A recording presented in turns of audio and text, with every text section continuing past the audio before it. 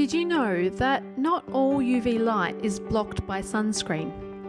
For example, a sunscreen with an SPF of 15 plus protects against about 93% of UVB rays, and one with an SPF of 30 plus protects against 97% of rays, according to the Mayo Clinic. No SPF actually blocks 100% of UV rays, and any sort of UV rays begins the skin damage process. So it's important also to supplement your sunscreen use with trying to avoid direct light. In the US, they've even got some sunscreens that are being advertised as 100% SPF, which really doesn't convey the right message, as sunscreen just simply can't protect us from 100% of the UVB rays.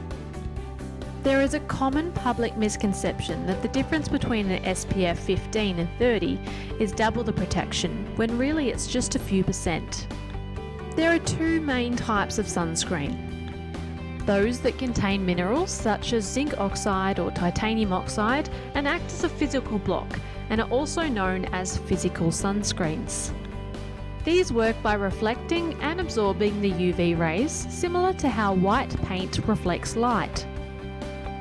Physical sunscreen is affiliated with the white coloured noses on beachgoers through the 80s and 90s.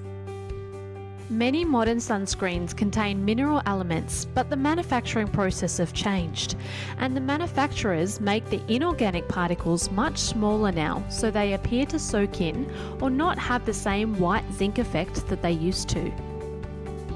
Chemical sunscreens, on the other hand, don't physically deflect the UV light. The molecules in chemical sunscreen are there to absorb the UV radiation.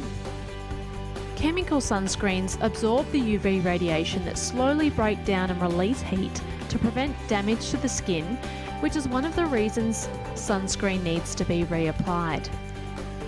There are lots of reports in the media of people being badly sunburnt even after reapplying sunscreen. There is one explanation for this. Sunscreen is notorious for not being used properly. Very few people actually wear sunscreen properly. Reports show that average consumers use on average just 20% of what they really should actually be. Remember that sunscreen is just the second line of defense. So how much sunscreen do you really need? About a full shot glass. Have you been using enough sunscreen?